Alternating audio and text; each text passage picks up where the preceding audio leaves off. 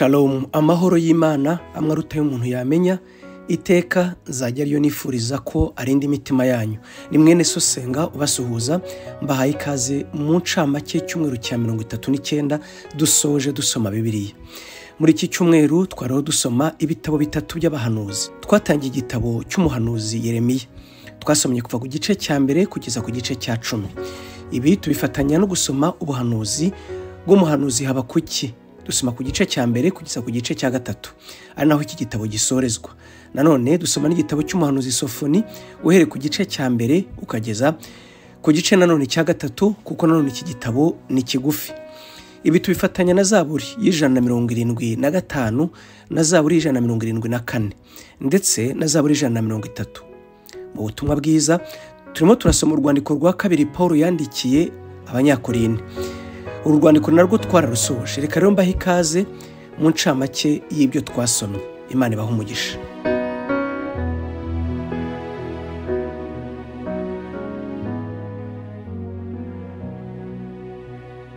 Umuhanuzi Yeremiya, izina rye ubwaryo risobanuwe ngo Imana izashyiraho. Uwiteka azagira icyo ashyiraho nk'urufatiro. Yeremiya niwe muhanuzi ukomoka mu batambyi, ariko kandi akaba n'umuhanuzi. Yewe ukanongeraho ko yabaye n'umwingenzi. Imana ijya kumuhamagara, yamuhamagaye ari umwana muto cyane. Ibi byatumye nawe amara imyaka igera kuri 50 ahanurira bene wabo. Numwe mu bahanuzi babayeho igihe kinini, kuko imyaka yaramye iragira ku myaka 90. Yeremiya yahamagawe n'Imana atuye mu mujyi witwa Anatoti. Urebye aho yaratuye ni mu birometero 4 gusa uvuye Yerusalemu. Nk'uko nari mbivuze, n'umwana wari wegereye ubutegetsi, kubera ko akomoka mu batambyi. Aba rero bari abantu batoroshye. Ise yitwaga Hilukiya nk'uko abyivugira. Yeremiya ni umwe mu bantu bigarukaho cyane, akatubwira uwo ari we mu buhanuzi bwe. Uyu Yeremiya yahanuye ku ngoma z'abami bagera kuri 5. Yatangiye guhanura ku ngoma y'umwami Yosiya, akurikizaho ingoma z'abahungu be 3 ndetse n'umwuzukuru we, uko bose ari 4. Yahanuye Yerusalemu itarafatwa ngo ijye mu bunyage, abona Yerusalemu isenyuka, ndetse baranamuhata ku ngufu bamuhereza mu buhungiro muri Egiputa. Nubwo atatinzeyo ahagaruka muri Yerusalemu. Nanone abona rwose abantu bajyanwa mu bunyage bagatindayo. Yeremiya yabayeho mu gihe kimwe n'umuhanuzi Habakuki ndetse na Sofoni, bahanura mu gihe kimwe. Sinabo bonyine, yabayeho no mu gihe kimwe na Daniyeli ndetse na Ezekiyeli. Uretse ko Daniyeli na Ezekiyeli bo bahanuye nyuma bamaze kugera mu bunyage mu gihugu cy'i Babuloni. Ubuhanuzi bwa Yeremiya bwibanda ku bintu bibiri by'ingenzi. Icya mbere, Yeremiya yibanda ku guhanurira ibyago no gucira urubanza Abisiraheli, cyane cyane Abayuda, n'ingaruka zigiye kubaho kubera ibyaha byabo. Kuva ku gice cya mbere ukagera ku gice cya 29, abasa n'ucira urubanza kandi yerekana ibyaha by'ubwoko bwe n'ingaruka zabyo. Igice cya 30 kugera 33 niho honyine asa n'uvuga gusanwa kw'igihugu cya Yerusalemu ndetse n'igihugu cy'Abayuda. Ubuhanuzi bwa nyuma bwa Yeremiya aba yibanda ku guhanura nanone ibyago bizaba ku mahanga yaragose igihugu cya Yerusalemu n'Ubuyuda. Avuga ibyago bizaba ku gihugu cy'Ubufilisitiya, Abamoni ndetse n'andi mahanga yaragose igihugu cya Yerusalemu. Asoza igice cye cy'ubuhanuzi avuga gusenyuka kwa Yerusalemu burundu. Mu buhanuzi bwe ubwahanuraga kuri Babuloni n'ibyago bizayibaho, yabivuze mu buryo bubiri. Ku ruhande rumwe, Yeremiya yavuze gusenyuka kwa Babuloni nk'igihugu, ariko kandi agasa n'uhanura Babuloni nk'aho ari igihugu cy'umwuka. Ntavuge Babuloni gusa y'umubiri, akayivuga nka Babuloni y'umwuka. Reka rero turebe mu ncamake ubuhanuzi bwa Yeremiya uhereye ku gice cya mbere ukageza ku gice cya 10, nk'uko ariho twagarukiye dusoma.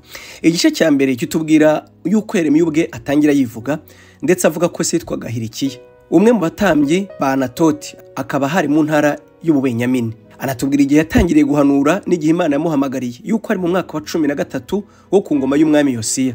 Imana yamuhamagaye akiri muto, ubwo narabyivugira. Ku murongo wa 4 aragira ati, njyewe Yeremiya Uhoraho yarambwiye ati, nakumenye ntarakurema mu nda ya nyoko, nagutoranyije utaravuka, naguhisemo ngo uhanurire ibyanjye amahanga.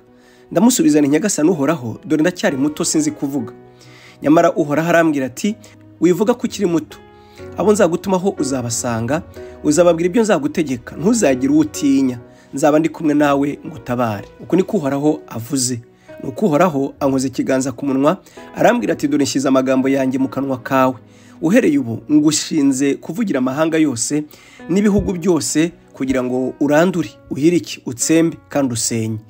Nyamara ni wowe uzasana ibyasenyutse, si nawe uzubaka ibyarimbuwe. Kuva ku murongo wa 11 rero Uwiteka yatangiye kumubwira ko ijambo rye amuhamagariye kuhanura nta kabuza Imana izaririnda. Ubu ni nabwo butumwa bwa mbere navuga ko Imana yahaye Yeremiya, imubwira ngo banza umenye ko ijambo ngutumyeho nta kabuza nzaririnda kandi nzarikomeza, iryo jambo uzabona risohora. Ku murongo wa 13 nibwo bwa mbere yatangiye kuvuga ubutumwa Imana yari imutumyeho, kubo yari amutumyeho ubutumwa bukomeye. Yaragize ati Uhoraho yongera kumbaza ati urareba iki? Ndamusubiza nti ndareba mu majyaruguru inkono ibira iyerekejeho urugara. Arakomeza arambwira ati mu majyaruguru niho hazaturuka ibyago bizasukwa ku batuye iki gihugu bose. Koko rero ngiye guhamagara amahanga yose yo mu majyaruguru, abami bose bazaza bashinga intebe zabo za cyami ku marembo ya Yerusalemu, bazabagota, bazaguta inkuta zose ziyizengurutse n'imijyi yose y'Ubuyuda. Nanjye nzacira imanza abantu banjye kubera ubugome bwabo. Baranyimuye, bosereza imavi zindi mana, baramya n'ibigirwamana biremeye. Ubundi ubuhanuzi bwa Yeremiya nk'uko nabivuze babucira urubanza ubwoko bw'Ubuyuda kubera ibintu bitatu by'ingenzi. Icya mbere, Uwiteka mu kanwa ka Yeremiya yashinje Abayuda yuko biremeye ibigirwamana bakabiramya. Icya kabiri, abavuga icyitwa kuramya, gusenga umugabekazi w'ijuru, cyo bita la reine du ciel, turabireba nitugira mu bice 7. Icya gatatu, abavuga ko kubera guhindura umutima bakawuhindurira ibigirwamana nta cyaha na kimwe basize inyuma, ni ukuvuga ibyaha biri imoho. Aha navuga kwiba, kuriganya, gusambana, kubeshyerana, kugambana. Ibibi byose Yeremiya yerekana ko Abisirayeli babikoze kubera ko n'ubundi bahindukiriye bakareka umutima kwerekeza ku Mana, bagahindukira ibigirwamana.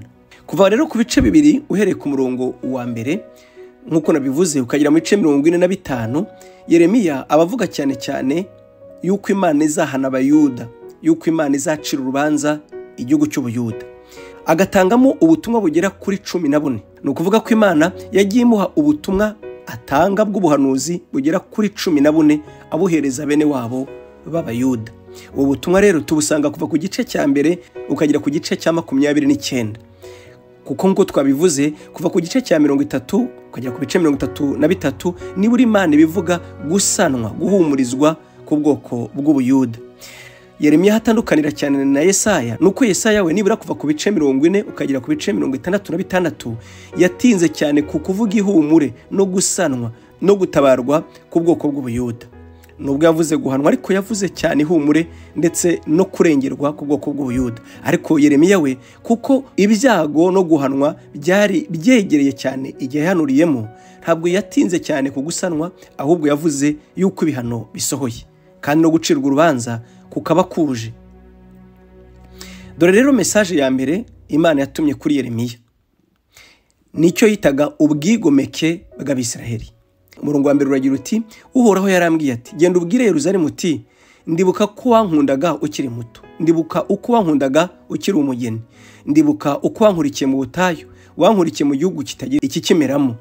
Israheli yari yareguriwe Uhoraho, yari umwihariko we. Abayirenganyaga bose babaga bacumuye, bagwirirwaga n'ibyago, uko niko Uhoraho avuze. Igicumuro rero cyabo cya mbere. Umurongo wa 4 uragira uti mwa rubyaro rwa Yakobo mwe, mwabakomoka kuri Israheli mwe, nimwumve ijambo ry'Uhoraho. Uhoraho arababaza ati basokuruza banshinja iki? Bashinja iki cyatumye bantererana? Biyeguriye ibigirwamana bitagira umumaro, nabo ubwabo bahindutse imbura mumaro. Ntibigeze bibaza bati Uhoraho wadukuye mu Misiri arihe? Arihe watuyoboye mu butayu? Arihe watuyoboye mu gihugu cy'ubutayu n'imanga? Arihe watuyoboye mu gihugu cyumagaye kandi gicuza umwijima? Arihe watuyoboye mu gihugu kitagira ukigeramo n'ugituye? Nabazanye mu gihugu kirumbuka, nakibazanyemo ngo mutungwe n'imbuto zacyo, nakibazanyemo ngo mutungwe n'imbuto zacyo n'ubwiza bwacyo. Nyamara mwageze muri iki gihugu cyanjye muragihumanya, igihugu cyanjye mwagihinduye ikizira. Abatambyi ntibigeze babaza bati Uhoraho arihe? Abahanga mu by'amategeko ntibakimenya, abayobozi banyigometseho, abahanuzi bahanurira Bali, bayotse ibigirwamana bitagira umumaro. ku murongo wa 9 rero Imana ibivuga urubanza ifitanye n'abantu be. Ku murongo wa 11 haragira hati mbese hari igihugu kigeze gihindura imana zacyo? Hari cyazihinduye nubwo nazo atari imana? Nyamara abantu banjye barandetse nubwo ndi ishema ryabo. Baranyimuye bayoboka ibigirwamana bitagira umumaro.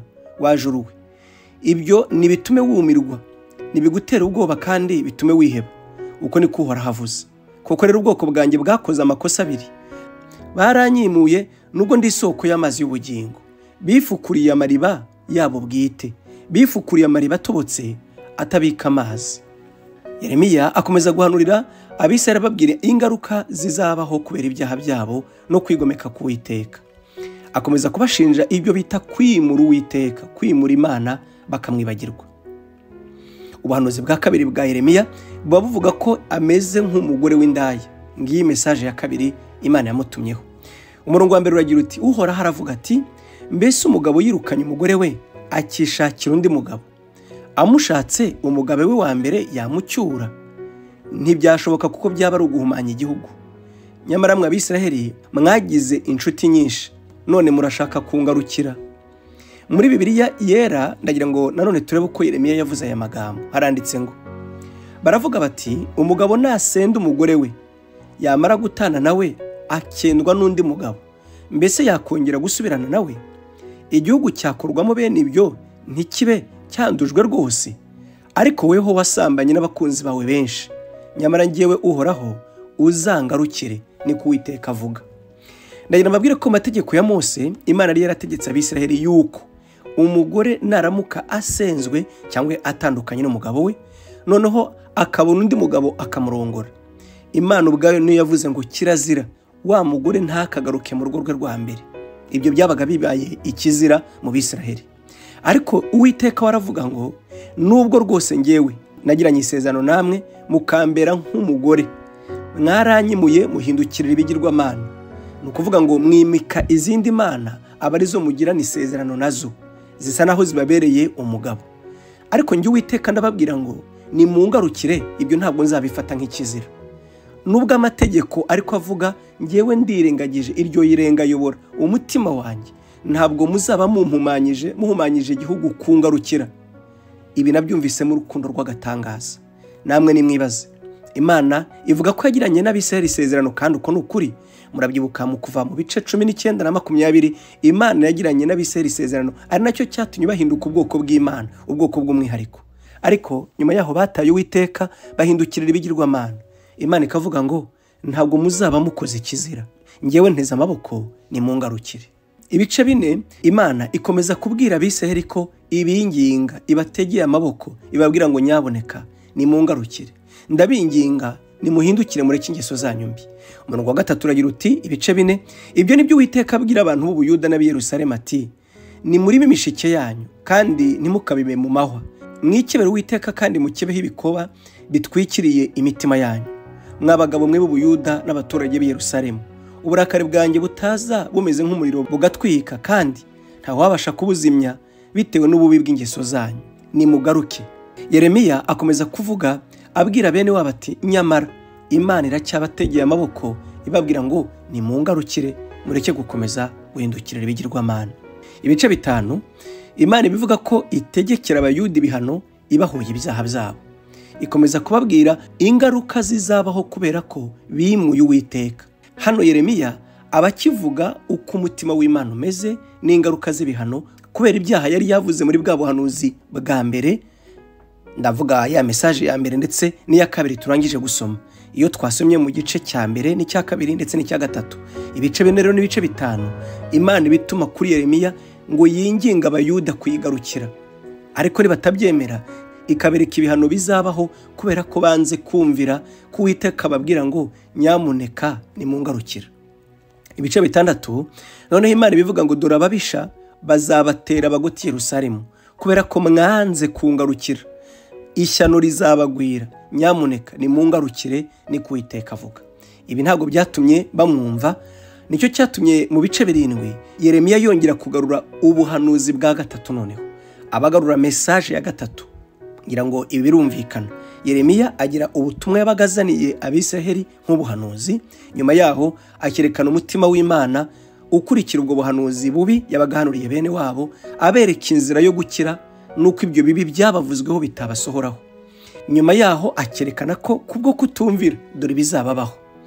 Rero ubuhanuzi nk'uko nari mbivuze bwa gatatu cyangwa message ya gatatu Yeremiya yaravuze, noneho yaraje yerekana ikindi cyaha cy'Abisiraheli. Umurongo wa mbere wagira uti, ijambo ryaje kuri Yeremiya rivuye ku Uwiteka riti, hagarara mu irembo ry'inzu y'Uwiteka uharangururire iri jambo uti, nimwumve ijambo ry'Uwiteka b'Ubuyuda mwese, abanyura muri iri rembo bajya gusenga Uwiteka. Uwiteka Nyiringabo Imana y'Isiraheli iravuga itya iti, nimugorore inzira zanyu n'ingeso zanyu, nanjye nzabaha gutura aha hantu. Ntimukiringire amagambo y'ibinyoma ngo muvuge muti, urusengero rw'Uwiteka, urusengero rw'Uwiteka, urusengero rw'Uwiteka nguru.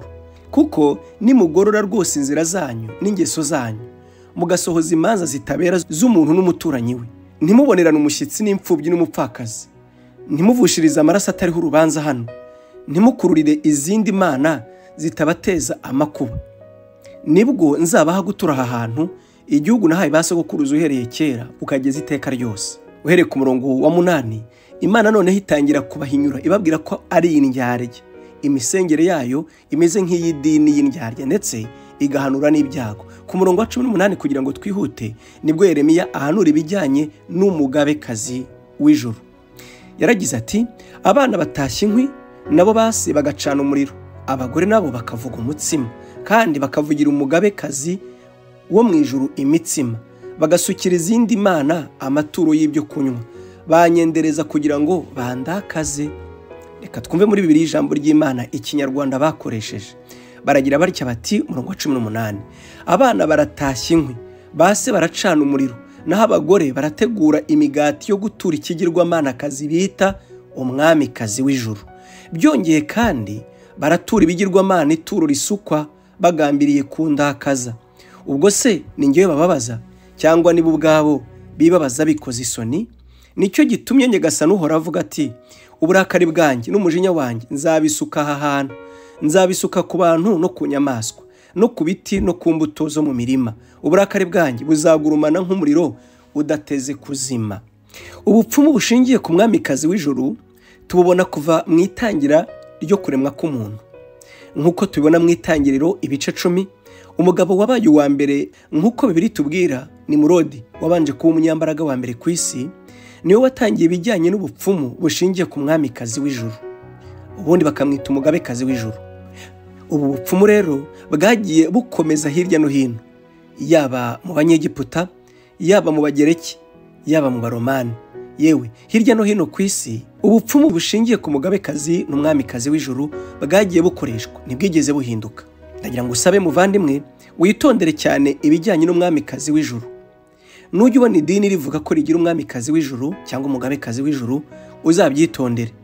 Ni ubupfumu bugenda buhinduka gusa bugahindura izina. Mu nyigisho zacu z'ubutaha tuzareba uyu mwamikazi w'ijuru uko yitwa, nk'uko nari mbivuze, muri ayo mami atandukanye yabayeho. Duhereye kuri Nimurodi, wari ufite umugore akaza kubyara umwana witwaga Semiramis ndetse na nyina witwaga Tamuzi, maze akaza guhinduka umugabekazi w'isi n'ijuru. Byaje gukomereza mu Egiputa ndetse no mu Bagiriki, tutibagiwe no mu ngoma y'Abaromani. Ibi byagiye bikomeza bigahindura izina gusa, ariko ubupfumu ari bwa bundi, umugabekazi cyangwa umwamikazi w'ijuru. Uyu mwuka ukorera mu mwamikazi w'isi n'ijuru niwe Pawulo yarwanye nawe cyane ubwo yagiraga mu itorero ryo mu Efeso. Bakamushinja ko yasuzuguye ikigirwamanakazi cyitwaga Aritemi, icyo bitaga Dayana, nawe yari umwamikazi w'isi n'ijuru. Tuzabireba. Reka dukomeze. Igice cya 8, Yeremiya akomeza kuvuga yuko icyaha cyabo nta kabuza kizagira igihano, Imana itazabura rwose kubahana kubera ko bigometse bakibagirwa Uwiteka. Kuva ku murongo wa 18 niho tubona Yeremiya atangira umurimo wo kwingingira Imana, yinginga ku bwa bene wabo. Nyuma yo kugira iyerekwa no kubona ibyago n'ibihano bizaba kuri bene wabo kubera ibyaha byabo, ubwe yahindutse umwinginzi kugira ngo yingingire bene wabo ibi byago bitazabageraho. Umurongo wa 18 aragira ati, agahinda afite ntigashobora gushira, nakutse umutima, umva umuborogo w'ubwoko bwanjye, umva umuborogo uturutse hirya no hino mu gihugu. Mbese uhoraho nta kibi Siyoni? Mbese umwami wa Siyoni ntakibamo. Uhoraho aravuga ati kuki bandakaje basenga ibigirwamana, kuki bayobotse imana z'amahanga. Yeremiya aravuga ati isarura rirarangiye n'impeshyi irashize, nyamara ntitwabonye agakiza. Nashengutse kubera ibikomere by'ubwoko bwanjye, ndi mu cyunamo nacitse intege. Mbese nta muti uboneka i Galeyadi? Mbese nta muganga ukiharangwa? Ni kuki ibikomere by'ubwoko bwanjye bidashira? Iyaba umutwe wanjye wari iriba ry'amazi, iyaba amaso yanjye yari isoko y'amarira. Narira ku manywa na nijoro, narira abantu banjye bishwe cyangwa se barimbutse. Igice cya 9, Yeremiya akomeza gushinja bene wabo yuko ari abanyabinyoma. Akomeza ababwira ko ibyo byatumye nabyo Uwiteka barakarira. Maze umurongo wa 9 avuga ko igihe basohoyemo ari igihe cyo kurira no kuboroga. Ntimwibagirwe, Yeremiya arakinginga, aragira ati, Yeremiya aravuga ati nzarira mboroge kubera imisozi, nzaboroga kubera inzuri zabaye ubutayu, koko zabaye ikidaturwa. Nta muntu ukihakoze ikirenge, nta matungo akiharangwa, inyoni n'inyamaswa byarahunze. Uhoraho aravuga ati Yerusalemu nzayihindura amatongo, nzayihindura isenga rya za nyiramuhari, imijyi y'Ubuyuda nzayihindura ikidaturwa, nta muntu uzayirangwamo. Yeremiya arabaza ati Uhoraho, kuki iki gihugu cyabaye amatongo? Kuki cyahindutse ikidaturwa? Kuki nta muntu ukikirangwamo? Ninde munyabwenge bihagije wabimenya? Ninde wabisobanuriwe wabibwira abandi? Uhoraho aransubiza ati byatewe nuko baretse amategeko nabahaye, banze kunyumvira ntibakorera ibyo mbabwiye, ahubwo barinangiye baramya za Bali nk'uko babyigishijwe na basekuruza. None rero nimwumve icyo ngewe Uhoraho Nyiringabo, Imana y'Abisirayeli nzakora. Aba bantu nzabagaburira ibyo kurya birura kandi mbuhira amazi arimo uburozi. Nzabatatanyiriza mu mahanga batigeze kumenya, bo ubwabo cyangwa basekuruza.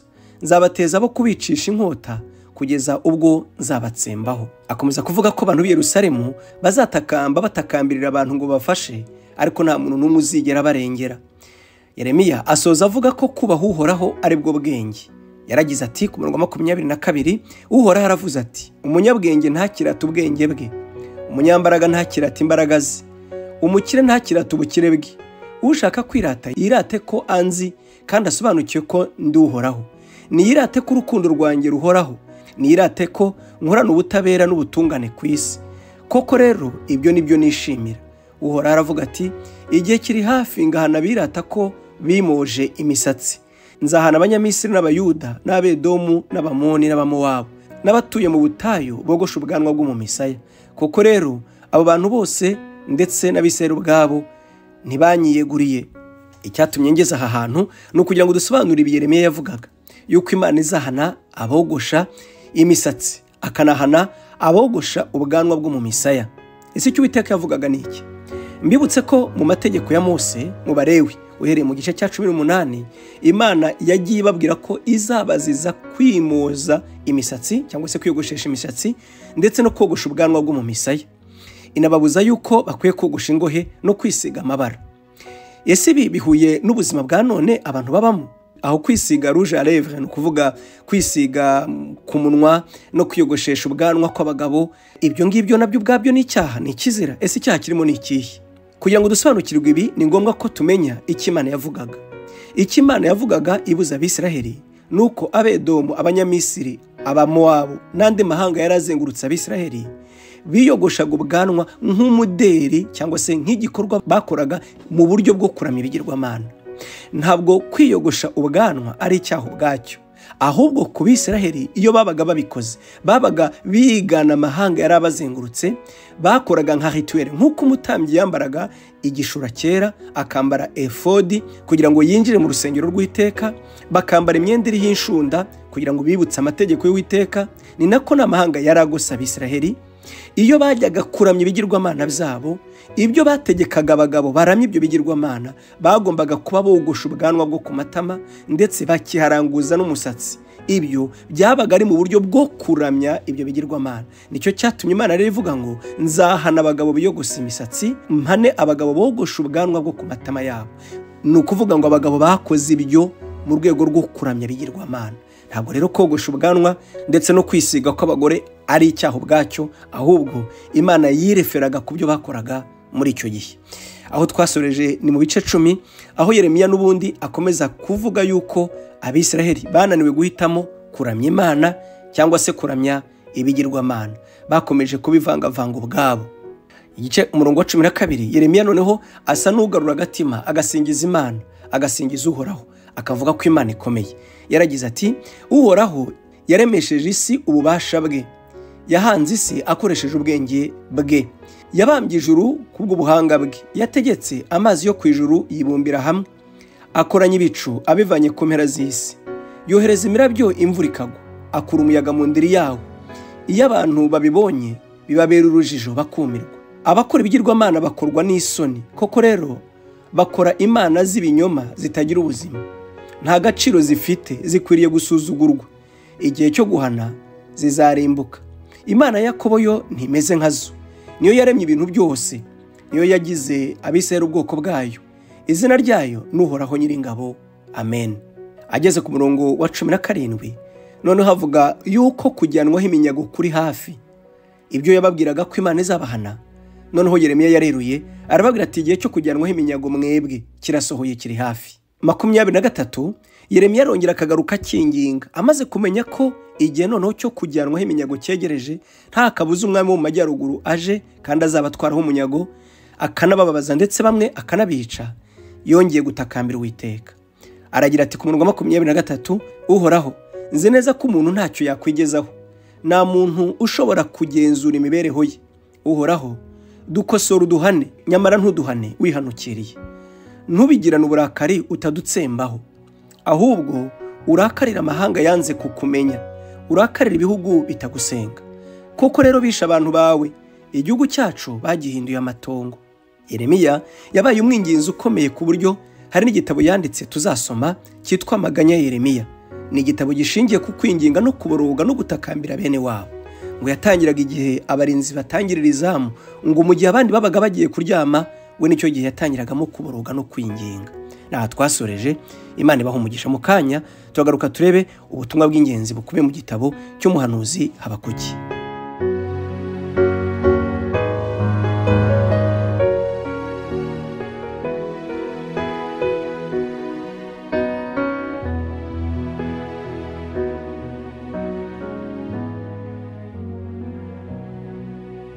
Igitabo cy'umuhanuzi Habakuki kigizwe n'ibice 3 gusa, dore ko ubuhanuzi bwe atari burebure. Izina Habakuki bishoboke ko risobanurwa ngo uhobera, celui qui embrasse. Habakuki yabayeho mu gihe kimwe n'umuhanuzi Yeremiya.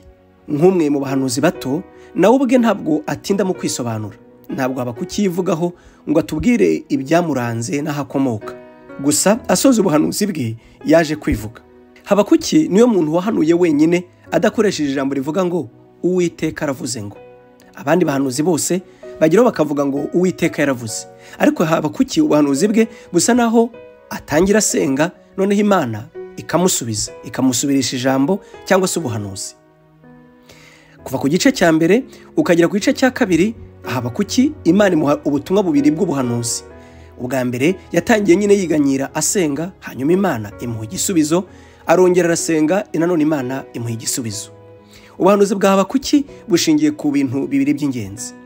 Icya mbere, abasa n'uwinginga Imana babazwa cyane n'ibyaha bya bene wabo, noneho Imana ikamubwira ko izabahana. Umwami w'i Babuloni, dore ko we noneho amuvuga izina, ntavuga icyerekezo, avuga ko ari uw'i Babuloni, yuko azaza agahana Abisiraheli. Nyuma yaho arongera agatakamba ati, Imana, niki gituma se uzaduhanisha igihugu bwacyo kitakubaha? Nanone Imana ikamusubiza ko nicyo gihugu bwacyo nacyo kizahanwa.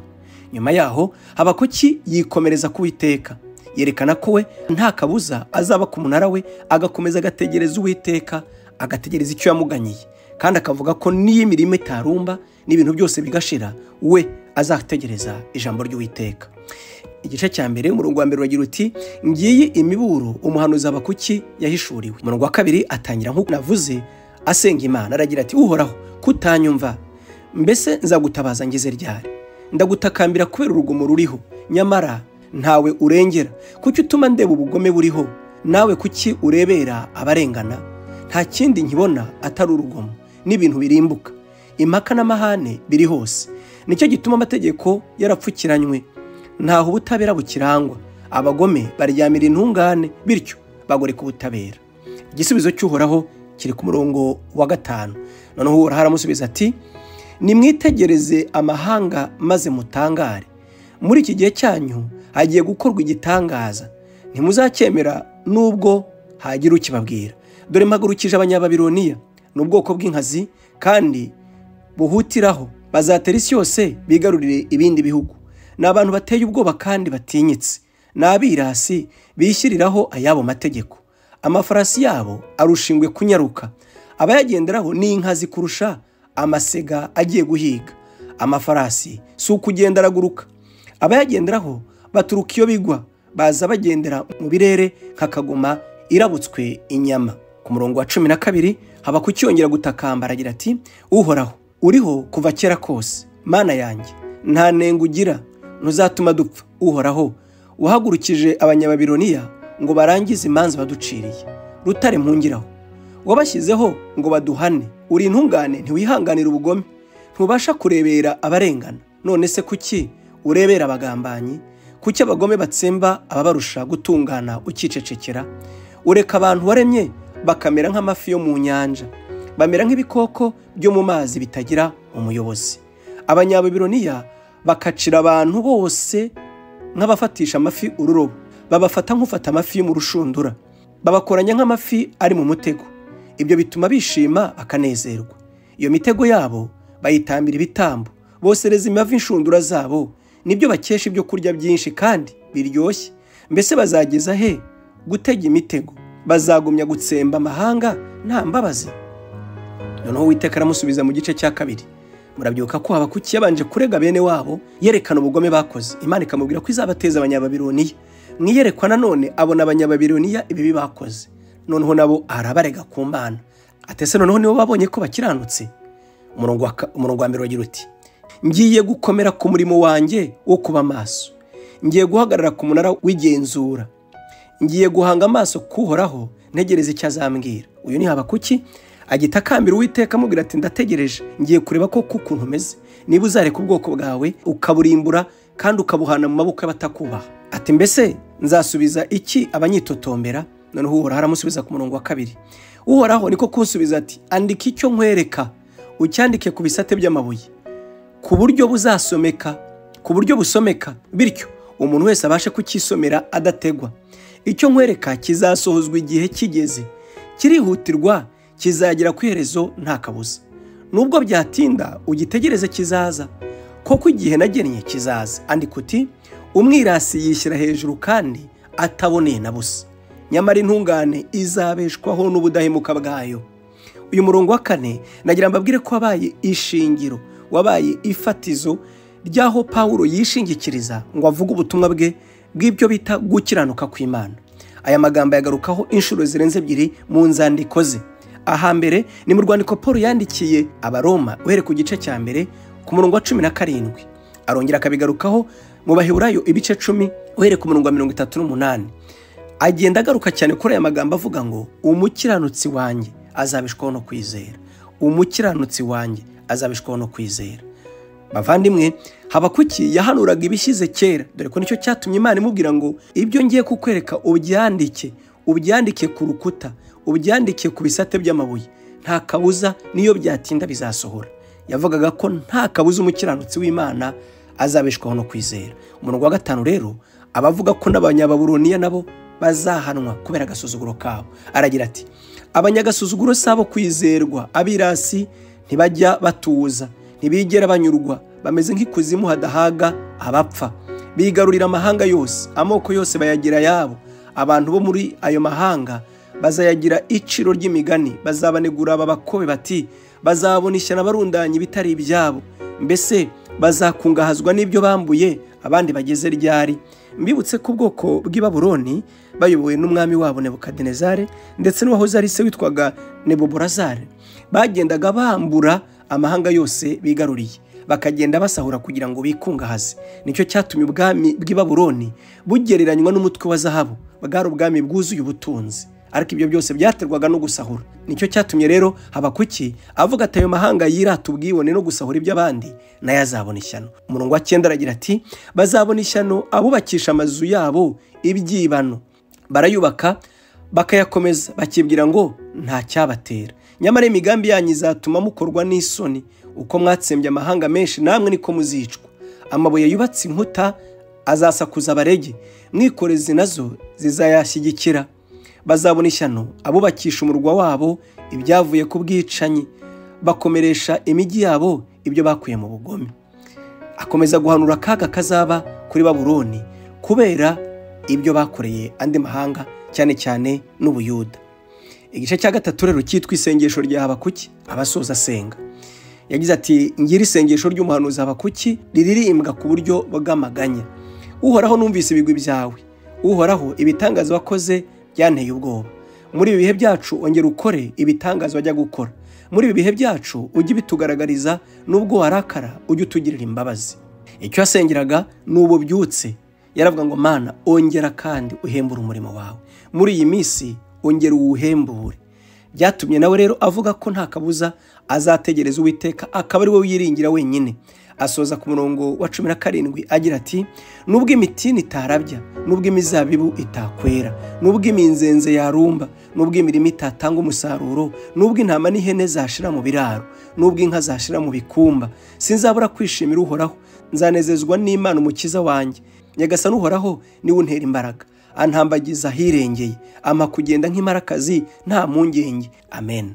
Mukanya turareba nanone ubuhanuzi bw'umuhanuzi Sofoniya cyangwa se umuhanuzi Sofoni.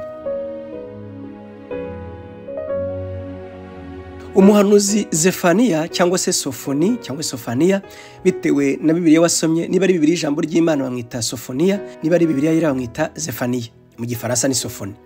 Umuhanuzi Sofoni niwe muhanuzi ukomoka ibwami mu bahanuzi bose babayeho, kuko ubwe atwibwira uwo ari we yuko ari mwene Kushi wa Gedaliya ukomoka kuri Amariya mwene Hezekiya. Ku ngoma ya mwene wabo witwaga Yosiya umwami w'Ubuyuda nibwo ubuhanuzi bwamujeho. Uyu rero akomoka ibwami, ni nacyo cyatumye avuga ubuhanuzi bwe bukumvikana, bigatuma n'umwami Yosiya yita ku byo yahanuraga, kubera ko n'ubundi nyine akomoka ubwami. Izina rye risobanura ngo Uwiteka arahisha, uvuga ngo l'Eternel akashe. Ubuhanuzi bwa Sofoniya bwibanda ku kintu kimwe cy'ingenzi, yaba ku mahanga yahanuriye cyangwa se ku Bisiraheli, bose bavuga ikintu kimwe cyitwa umunsi ukomeye w'Uhoraho cyangwa se umunsi w'Uwiteka. Abavuga ko uyu munsi nta kabuza azaba ari umunsi w'icuraburindi, umunsi w'ibicu bya rukokoma, umunsi witeye ubwoba, umunsi utari uwo kwifuza, umunsi wo guhanwa, umunsi w'uburakari, n'ibyo Sofoniya yibandaho. Kuva ku gice cya mbere rero uhereye ku murongo wa 2 ukageza ku murongo wa 3, Sofoniya abavuga ko Imana izacira urubanza iyi si. Yaragize ati Uhoraho aravuga ati nzatsemba ibiri ku isi byose, nzatsemba abantu n'amatungo, nzatsemba ibiguruka n'amafi, nzatsemba abagome n'ibitera abantu gucumura, nzamara abantu ku isi. Uko niko Uhoraho avuga. Mu by'ukuri ubuhanuzi bwa Sofoni tuzabireba nidukomeza kurebera hamwe icyo bita umunsi ukomeye w'Uwiteka. Umunsi w'Uwiteka ntabwo ari Sofoni wenyine wawuhanuye, yewe hafi abahanuzi bose bahanuye bagiye bahanura ku munsi w'Uwiteka. Uyu munsi w'Uwiteka nawo umeze nka ya misozi yisubiramo. Murabyibuka ko mu byumweru byabanje twasobanuye ko ubuhanuzi bw'Uwiteka bumeze nk'imisozi y'uruhererekane yisubiramo, ku buryo uhagaze imbere y'umusozi umwe wagira ngo ubwo buhanuzi bwavugaga umusozi umwe, ariko wakwigira ku ruhande ukabona ko wa musozi utari umwe ahubwo bwari uruhererekane. Uyu munsi rero w'Uwiteka nk'uko Sofoni yabivuze wavuzwe ku Bayuda yuko Imana izabahana, wari umunsi ukomeye, umunsi w'uburakari, umunsi wo guhora, umunsi wo guhana abagome, umunsi wo kurimbura. Uyu munsi w'Uwiteka rero wigarukamo bitewe n'igihe Imana yavugaga izakoreramo.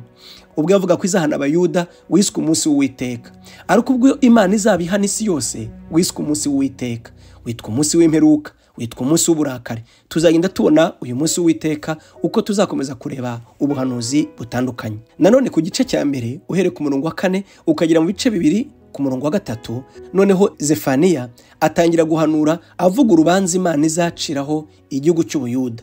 Uhereye ku murongo wa 4 aragira ati nzahana igihugu cy'Ubuyuda, nzahana abatuye umurwa wacyo Yerusalemu, nzahatsemba abagisengera ikigirwamana Bali, abatambyi bacyo ntibazibuka ukundi, nzatsemba abajya hejuru y'inzu bagasenga inyenyeri, nzatsemba n'abasenga bakanyirahira bambangikanyije na Milikomu. Milikomu mbibutse ko ari ikigirwamana bwa mbere cyatangiye gusengwa n'umwami Salomo mu bice 11 mu gitabo cya mbere cy'abami. Njyewe Uhoraho nzatsemba n'abanyimuye, nzatsemba abaretse kunyoboka no kungisha inama. Nkuko nabivuze, uyu Zefaniya kuko akomokaga ibwami, ubuhanuzi bwe bwageraga direct ku mwami akamubwira ijambo ry'Uwiteka. Ibice bibiri bya Zefaniya nubwo yakomeje avuga ko Imana izacira urubanza igihugu cy'Ubuyuda, ariko noneho cyo twavuga ko Zefaniya aba yibanda ku guhamagarira bene wabo kwihana. Ku murongo wa 3 aragira ati, yemwe abicisha bugufi bo mu gihugu mwebwe mukurikiza ibyemezo Uhoraho yafashe, ni mu mutakambire, ni muharanire ubutungane no kwicisha bugufi, ahari Uhoraho azabarokora ku munsi w'uburakari bwe. Uhereye ku bice bibiri rero umurongo wa 4, Zefaniya atangira guhanurira amahanga yarazengurutse igihugu cy'Ubuyuda, avuga nabo yuko Imana nabo izabacira urubanza. Atangira ku gihugu cy'Ubufilisitiya cyangwa se igihugu cya Palestine. Yatangiye guhanurira imijyi yaho, yaragize ati, abatuye umujyi wa Gaza bazahunga, umujyi wa Shikeroni uzaba ikidaturwa, abatuye wa Ashidodi bazameneshwa ku manywa y'ihangu, umujyi wa Ekuroni uzarimbuka, mw'Abafilisitiya muzabona ishyano, muzarimbuka namwe abakomoka Kireti, mukaba mutuye ku nkengero z'inyanja. Dore ibyo Uhoraho avuga ku gihugu cya Kanani. Akomeza guhanura avuga ko aya mahanga nayo yaragose igihugu cya Israheli, nta kabuza azabona ibihano kubera ko nabo bacumuye ku Uwiteka. Ibice 3 mu gitabo cy'umuhanuzi Zefaniya noneho abahanura yuko Imana izarimbura umujyi wa Yerusalemu, ariko kandi akaba nayiburira ayibwira ko ikwiye kugarukira Uwiteka, maze bagakura ibizira bujuje mu mujyi wa Yerusalemu kugira ngo Imana ibatabare. Umurongo wa 1 wagira uti, umurwa wa Yerusalemu uzabona ishyano, wuzuyemo abagomera Imana, barawuhumanya bakanakandamiza abandi, abawutuye ntawe bumvira, ntibemera kugirwa inama, nta cyizere bagirira Uhoraho, ntibanatakambira Imana yabo. Abatware baho bameze nk'intare zitontoma, bameze nk'amasega agiye guhiga nimugoroba. Akomeza kuvuga nyine ibibi ashinja umujyi wa Yerusalemu.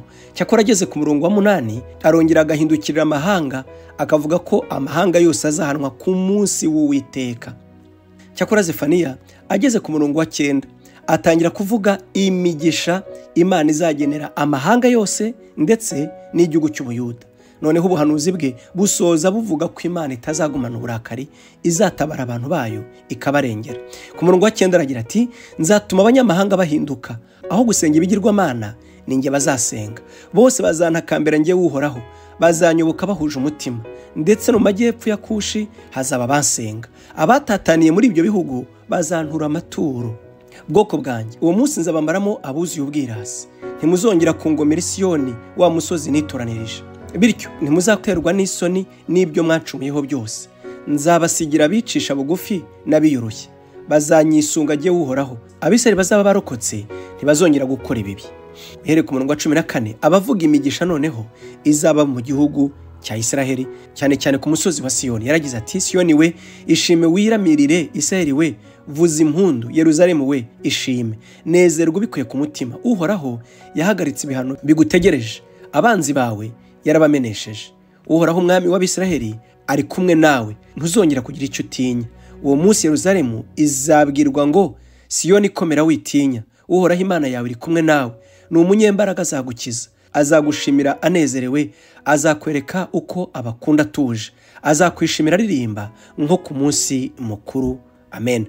Reka dusoreze ahangaha, mu kanya turebere hamwe icyo Zaburi zitubwira twasomye mu ncamake.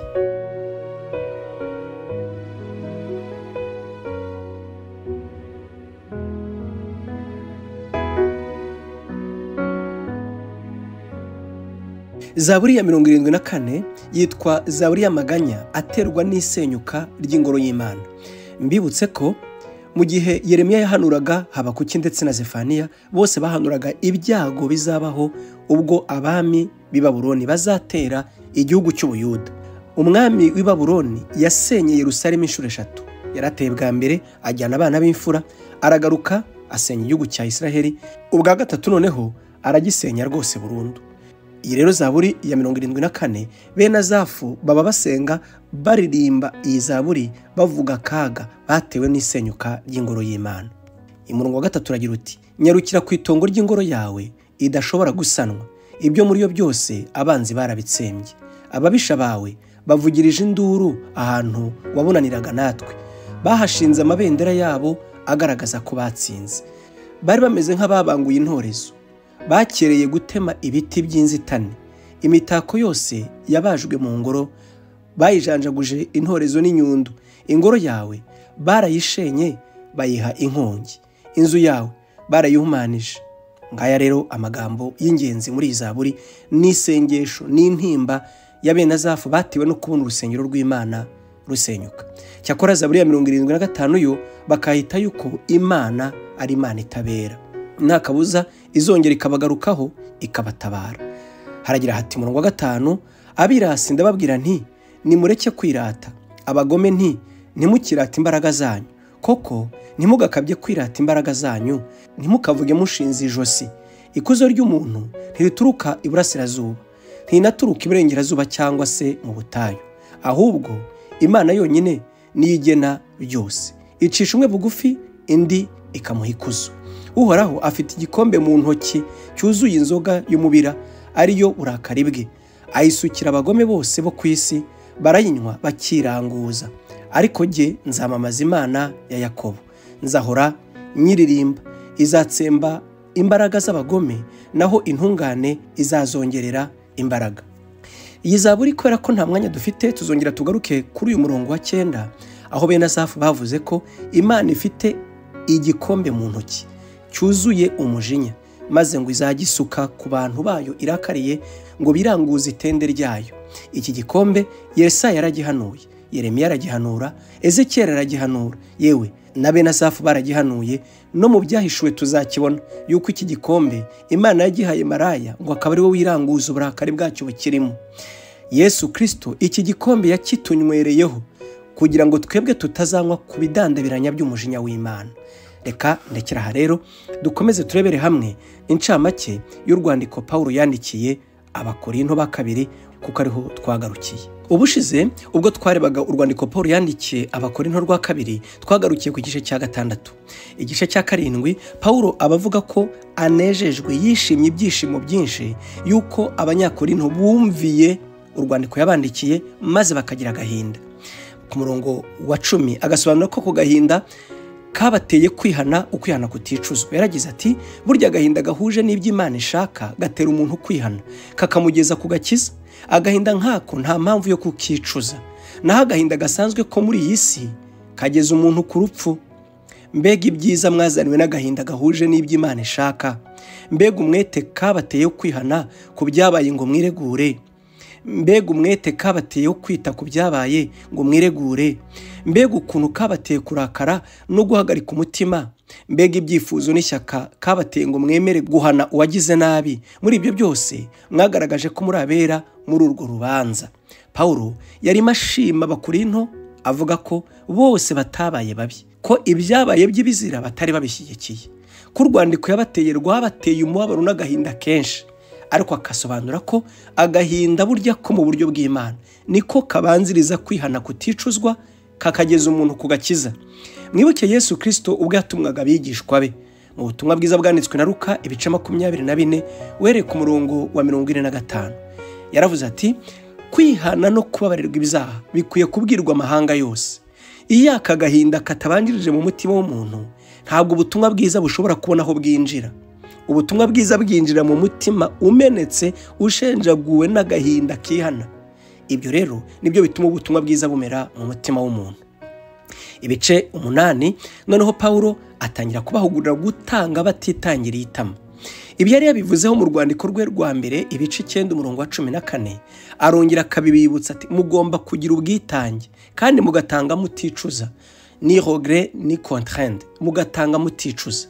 Yaragize ati umurongo wa 2, koko bagize amakuba menshi yo kubagerageza, nyamara ibyishimo byabo bisesuye byatumye batanga cyane batizigama nubwo ari abakene bikabije. Yavugaga ko ari abantu batuye muri Macedonia, muri Macedone, bari barahuye n'ibibazo by'ubukene, ariko bo bageze ku kintu cyo kwitanga no gutanga ibyabo ngo bashyigikire umurimo w'Imana, babikora batizigamye.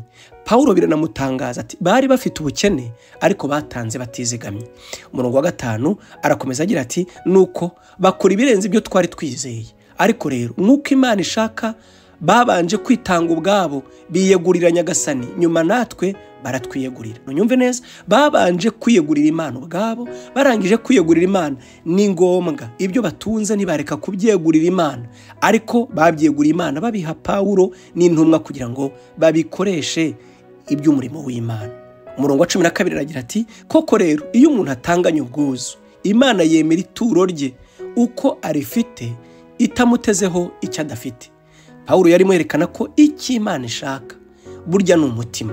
Iyo tuvuze gutanga, ntukababazwe nuko udafite icyo utanga, kuko Imana ntishobora kugusaba kuyiha icyo itaguhaye. Ariko kandi akenshi twisanga dufite umutima ukennye kuruta gukena ubwabyo ibyo dutunze. Niyo mpamvu yerekana ko umuntu wiyeguriye Imana ntibishoboka ko abura icyo ayiha.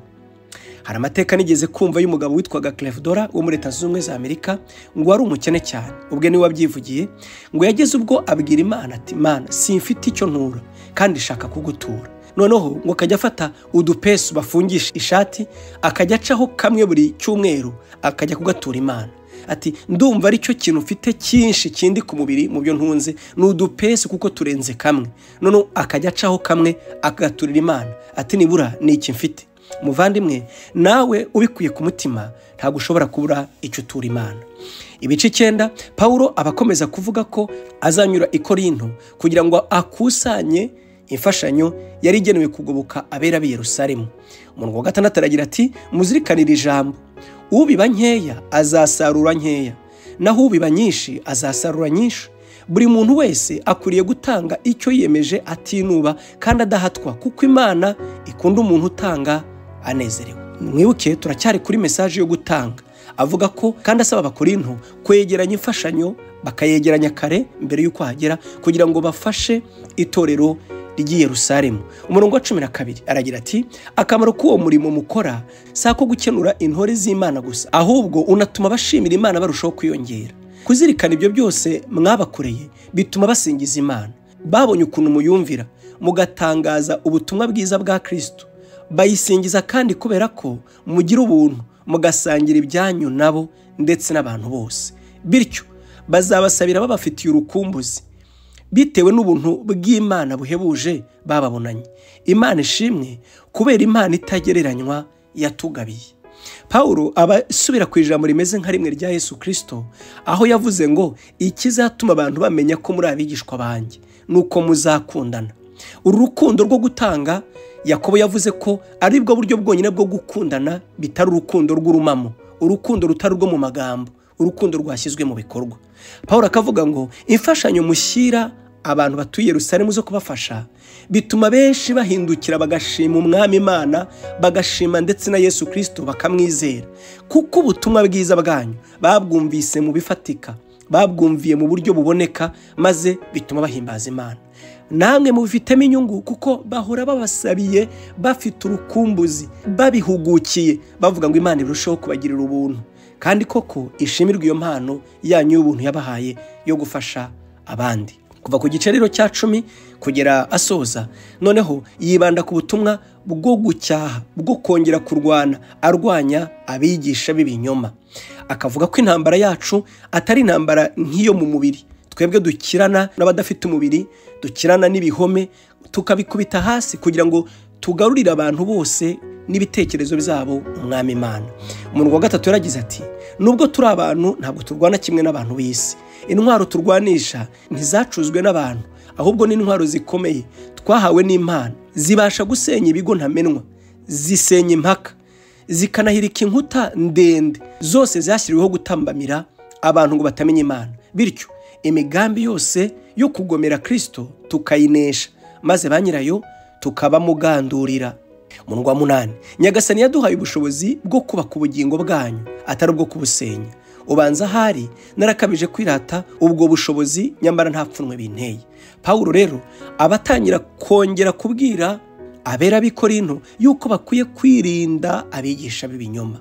Mu nyigisho zose Pawulo yagiye avuga ku bijyanye n'abigisha b'ibinyoma, igice cya 11 mu Bakorinto ba kabiri kibisobanura neza kuruta ibindi bice byose, aho yavuze ati ndabafuhira nkabafuhira ifuhe kubera ko mwebwe mumeze nk'umwari utunganye, njyewe nabakwereye inkwano ngo nzabashyingire uwo nabakwereye mutunganye. Mwibuke iteka Bibiliya iyo ivuze uburaya, gucana inyuma, biba birenze gusa ubusambanyi bw'umubiri, ahubwo ibivuga guhindukirira ibigirwamana cyangwa se ubundi butumwa cyangwa se kugira indi myizerere. Ibyo byitwa uburaya, byitwa guhindukirira undi mugabo. Umurongo wa 2 niko avuga. Ageze ku murongo wa 3 aragira ati ariko nk'uko Eva yashutswe n'amayeri ya nzoka, ndatinya ko namwe mwashukwa ibitekerezo byanyu bikangirika, maze mugateshuka umurava no kubonera mukesha Kristo. Dore nawe iyo hadutse umuntu akamamaza muri mwe Yezu wundi utari uwo twamamaje, cyangwa akabaha umwuka wundi utari mwuka w'Imana mwahawe, cyangwa akabagezaho ubundi butumwa butari ubutumwa bwiza twabagejejeho, uwo muntu muramureka akabigarurira. Icyo Pawulo yabagayaga, yavugaga ko badakwiriye no gutega amatwi no guha umwanya abantu bavuga ubundi butumwa butari ubutumwa bushingiye kuri Kristo Yesu, kuko ibyo ngibyo bituma bakira undi mwuka maze bakakira undi Yesu. Aha niho rero ubutumwa butangarije cyangwa dukwiye kwitondera. Pawulo ntago avuga yuko bakiriye Yesu, oya, kuko abo bantu bavuga Yesu, ariko Yesu bavuga si uwo Pawulo yabwirije. Kubw'ibyo bizeye Yesu wundi. Muvandimwe ndakwinginze urebe niba koko wizeye Yesu w'ukuri, kuko n'aba Banyakorinto bari hafi kugwa mu mutego wo kwizera undi Yesu, kwizera ubundi butumwa. Ndakwinginze urebe ko wizeye Yesu wo mu ijuru. Uzabibwirwa n'iki? N'ubutumwa bwiza, kuko bamwe bazavuga bati mwami mwami, uzirinde nawe utazaba muri abo ngabo. Umurongo wa 8 Pawulo yongera akabwira abakristo bo muri Korinto yuko yanze kubabera ikirushya ngo nabo abasabe kugira icyo bamufasha, ngo kuko yabonaga mu by'ukuri byabagusha, maze yiyaka ubwo busonga, yiyaka ubwo butware bwo gufashwa n'itorero yagejejweho ubutumwa, ngo kugira ngo atababera ikirushya, ngo hari ubutumwa bwiza butabonekaho inkomyi. Umurongo wa 13 aragira ati bene abo ningirwa ntumwa zikora ibinyuranye n'ibyo zivuga, zikihindura nk'intumwa za Kristo. Ibyo kandi si gitangaza. Ku murongo wa 14 kuko na Satani ubwe ajya yihindura nk'umumarayika urabagirana. Ntabwo ibyo rero ari ibikomeye kubona n'abakozi be bihindura nk'abagaragu b'Imana nyiri ubutungane, iherezo ryabo baziturwa ibihwanye n'ibyo bakoze. Amen. Pawulo noneho yerekana ko we ntahahuriye n'abo ngabo, ibyo akabishingira ko we yemeye kujya mu kaga kugira ngo koko azire umusaraba wa Kristo. Akavuga ko izo ngirwa ntumwa cyangwa se abo bigisha b'ibinyoma bo bakurikira Yesu gusa bamukurikiyemo indamu, ntibashobora kwemera kurenganywa, nta nubwo ubutumwa bwiza bavuga bushobora kwerekana ko kubabazwa duhorwa Kristo Yesu nawe ari umuhamagaro twahamagawe. Kuko yandikiye Abafilipi igice cya 29 aravuga ngo ntabwo twahawe kwizera Yesu gusa, ahubwo twahawe no kubabazwa kubwe. Pawulo rero akerekana ko itandukaniro rye nk'intumwa ya Kristo nizo yita ingirwa ntumwa rishingiye ko we yemera kubabazwa agashyira ubuzima bwe mu kaga kugira ngo Kristo Yesu yubahwe. Umurongo wa 28 aragira ati uretse ibyo n'ibindi ntavuze, uko bukeye nuko bwije murana inkeke mpagaritse umutima kubera amatorero yose ya Kristo. Iyo hagize ucika intege bituma nanjye ncika intege, iyo hagize uteshuka agakora icyaha biranshegesha, binshengura umutima. Yerekana umutima yo kutandukanye nabo, ngo abo ngo iteka bababwiriza ubutumwa kugira ngo babone uko babategeka, babagira imbata zabo, babigarurira, babagira abantu babo. Iyo babwiriza ubutumwa ngo baba babiyereka nk'aho ari bo agakiza gakomokamo. Ariko Pawulo akavuga ati ibyo ngewe mu ngaya yuko ntakora nkabo, yuko nanjye ntabatwaza igitugu, yuko nanjye ntabaka ibyo kuntunga, ibyo mwabifashe nk'aho ntafite autorité, atariko ni ibyerekana ko umurimo wanjye ari umurimo wa Kristo Yesu. Igice cya 12 noneho Pawulo aba yivuga ubwe, yerekana ko ari intumwa idasanzwe kuko ubwe yahishuriwe na Yesu. Akavuga ko yageze mu ijuru rya gatatu, iryo juru yagezemo maze bikamutera kuhumvira ibitakumvuga n'abantu. Akavuga ko atarabizi niba yari mu mwuka cyangwa yari mu mubiri, gusa akerekana ko nubwo yageze aho ubuntu bwa Kristo Yesu aribwo bumuhagije. Akerekana ko ikintu yishimira nubwo bamugayaga ko ataza ari umuntu ukoresha itegeko avuga nk'igitangaza, we ibyo ari byo bimubera imbaraga. ati kuko mu ntege nke zanjye niho Imana yongerera imbaraga, mu ntege nke zanjye niho Imana ikorera. Ku murongo wa 12 aragira ati ibimenyetso biranga intumwa ya Kristo Imana yampaye kubitanga muri mwe nta gucogora na busa, nibyo ibi: kwerekana ibimenyetso no gukora ibitangaza n'ibindi bikorwa by'ububasha. Pawulo avuga ko ubundi iyi ntumwa ya Kristo Yesu yatumwe gutangaza ubutumwa bwiza aho butaragera. Nta kabuza iyo ntumwa ikurikirwa n'ibimenyetso no gukora ibitangaza n'ibindi bikorwa by'ububasha. Imana yacu ishimwe. Igice cya 13 ari naho urwandiko rwa kabiri rw'Abakorinto rusorezwa. Pawulo abagaruka ku miburo n'intashyo agenera Abakorinto. Umurongo wa 4 yaragize ati koko rero yabambwe ku musaraba afite intege nke, ariko ubu ariho kubera ububasha bw'Imana. Natwe niko dusangiye nawe izo ntege nke, nyamara kubera ububasha bw'Imana tuzabanaho nawe tubakorere.